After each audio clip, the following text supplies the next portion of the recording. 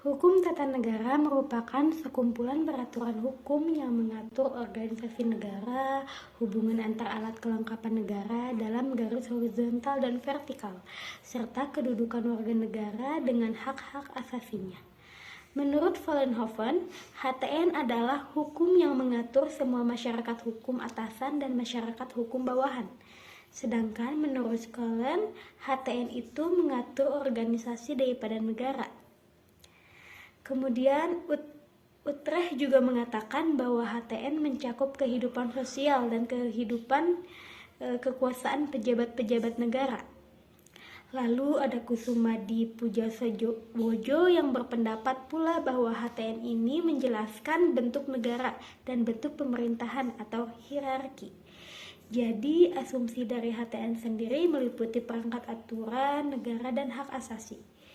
Hukum tata negara memiliki hubungan ilmu pengetahuan lainnya seperti ilmu hukum, ilmu politik, hukum administrasi negara, ilmu sosial, dan ilmu ekonomi.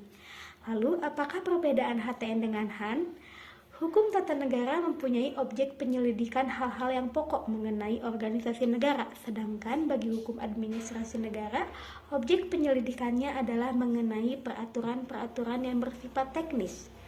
Adapun sumber-sumber hukum tata negara, yang pertama ada hukum internasional, yang kedua ada peraturan tertulis atau undang-undang dan peraturan pemerintah, yang ketiga ada hukum adat, yang keempat jurisprudensi peradilan, kelima kebiasaan ketatanegaraan, yang terakhir doktrin hukum. Pertemuan yang ketiga membahas mengenai asas-asas hukum tata negara. Asas memiliki arti sebagai karakter, prinsip, maupun ciri khas. Objek kajian hukum tata negara sendiri adalah negara, di mana negara dipandang dari sifat atau pengertiannya yang konkret. Artinya, objeknya terikat pada tempat, keadaan, waktu tertentu. Adapun asas-asas negara kesatuan meliputi yang pertama ada asas desentralisasi, artinya pelimpahan sebagian kewenangan negara pusat terhadap daerah. Yang kedua ada asas dekonsentrasi, artinya penyelenggaraan urusan pemerintah pusat yang dilimpahkan ke daerah. Kemudian yang ketiga ada asas pembantuan, artinya wewenang urusan pemerintah pusat yang dibantu dengan daerah. Kemudian bentuk negara hukum diklasifikasikan menjadi dua. Yang pertama secara formal, yakni ada individualisme di mana sebuah negara membebaskan atau memberikan kemerdekaan kepada masyarakat untuk melangsungkan kehidupan berbangsa dan bernegara. Yang kedua, negara sebagai objeknya di mana negara ini bertindak sebagai penjaga malamnya, artinya bahwa negara hanya menjaga keamanan saja. Negara baru bertindak apabila keamanan dan ketertiban terganggu. Ketiga ada monopoli di mana negara dominan mengatur kepada hal yang detail, memonopoli kehidupan berbangsa dan bernegara. Yang kedua secara material, bersifat kolektif. Negara hukum yang bersikap konsensus antara masyarakat dengan pemimpin untuk mewujudkan cita-cita negara. Yang kedua ada dominasi negara, artinya negara tidak memberikan ruang atau partisipasi politik pada negaranya. Welfare state, negara bersifat aktif dan mandiri dalam upaya membangun kesejahteraan rakyat serta bertanggung jawab terhadap kesejahteraan rakyat. Pertemuan keempat membahas mengenai teori dan bentuk susunan negara. Yang pertama ada negara kesatuan atau unitary state. Ialah negara berdaulat yang diselenggarakan sebagai satu kesatuan tunggal di mana pemerintah pusat adalah yang tertinggi dan satuan-satuan subnasionalnya hanya menjalankan kekuasaan-kekuasaan yang dipilih oleh pemerintah pusat untuk didelegasikan. Adapun jenis-jenisnya, yang pertama ada vertical management model, contohnya di negara Inggris dan Jepang. Ada central representative model, contohnya seperti di Swedia, Spanyol, dan Denmark. Kemudian ada unification model, contohnya di negeri Belanda. Dan terakhir mixed model, salah satu contoh negaranya di Perancis. Adapun karakter dari jenis negara ini adalah yang pertama satu konstitusi yang berlaku, satu pemerintahan di tingkat pusat, satu kewarganegaraan, serta satuan pemerintahan lokal yang merupakan subdivisi pemerintahan pusat dengan dominasi pusat. Yang kedua ada negara bagian. Negara bagian merupakan suatu wilayah pusat administrasi tingkat pertama dari suatu negara federal atau negara berserikat. Banyak negara yang memiliki konstitusi federal ini yang kadang disebut sebagai negara bagian.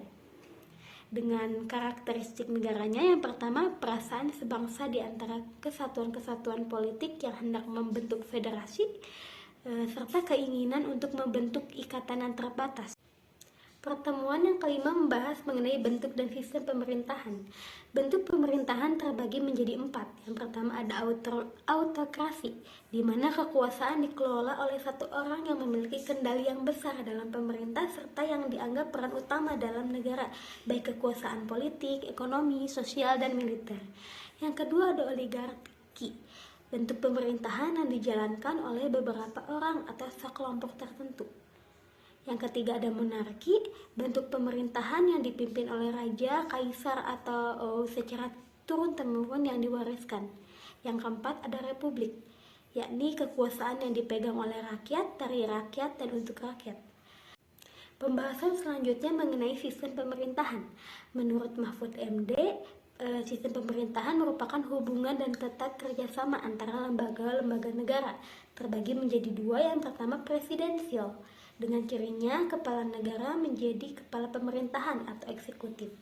Pemerintah tidak bertanggung jawab kepada parlemen atau DPR. Parlemen dan pemerintah adalah sejajar, serta menteri-menteri diangkat dan bertanggung jawab kepada presiden. Diikuti dengan eksekutif dan legislatif yang sama-sama kuat. Yang kedua ada sistem parlementer, di mana kepala negara tidak berkedudukan sebagai kelola pemerintahan karena ia lebih bersifat simbol nasional atau pemersatu bangsa. Pemerintahan dilakukan oleh sebuah kabinet yang dipimpin oleh seorang perdana menteri. Kemudian ciri yang lainnya yakni kabinet bertanggung jawab dan dapat dijatuhkan oleh parlemen melalui mosi tidak percaya. Terakhir ada kedudukan eksekutif atau kabinet yang lebih rendah dan tergantung kepada parlemen. Pertemuan ke-6 membahas mengenai negara autokrasi dan demokrasi modern. Yang pertama dibahas dulu mengenai autokrasi modern, ialah suatu bentuk kekuasaan tunggal dengan karakter sebagai berikut. Memiliki sistem satu partai atau tunggal. Artinya membatasi kekuasaan orang lain atau pihak-pihak lain yang dianggap dapat menjadi kompetitornya. Kemudian yang kedua ada menghimpun kekuasaan sebesar mungkin pada tangan negara. Organisasi dianggap sebagai sesuatu kesatuan yang mempunyai dasar hidup serta kehidupan dan mempunyai kepentingan tersendiri. Dan dalam karakter ini eksekutifnya lebih dominan dibandingkan dengan penentuan wakil rakyat yang dominan sebagai penguasa. Negara-negara penganut autokrasi modern antara lain seperti fasisme Italia, Nazisme Jerman, dan komunisme di Uni Soviet. Yang kedua ada demokrasi modern, ialah bentuk demokrasi pemerintahan di mana lebih mementingkan kepada kedaulatan rakyat serta implementasinya ke dalam bentuk peraturan perundang-undangan. Demokrasi modern ini memiliki karakter yang pertama sistem multipartai, yang kedua penyelenggaraan kekuasaan rakyat, yang ketiga kumpulan atau kesatuan daripada individu. Artinya individu memiliki peranan penting yang harus menentukan dan mengusahakan kebahagiaan serta kesatuan negara. Di sisi lain, rakyat memiliki kendali penentuan wakil yang penuh. Contoh negara yang menganut demokrasi modern ialah negara Indonesia. Dan terakhir, pertemuan ke-7 membahas mengenai teori pembagian kekuasaan dan lembaga-lembaga negara. Pembagian kekuasaan adalah sebuah prinsip di mana kekuasaan negara sebaiknya tidak diserahkan kepada orang atau satu badan saja. Konsep pembagian kekuasaan ini dikemukakan oleh John Locke, kemudian disebut sebagai teori trias politika. Secara utuh, trias politika ini diartikan sebagai suatu ajaran yang mempunyai anggapan bahwa terdapat 3 macam kekuasaan dalam sebuah negara. Trias politika berasal dari bahasa Yunani yaitu tri yang berarti 3, as yang berarti poros atau pusat, dan politika sendiri memiliki arti sebagai kekuasaan. Secara utuh, Res politika diartikan sebagai suatu ajaran yang mempunyai anggapan bahwa terdapat 3 macam kekuasaan dalam sebuah negara.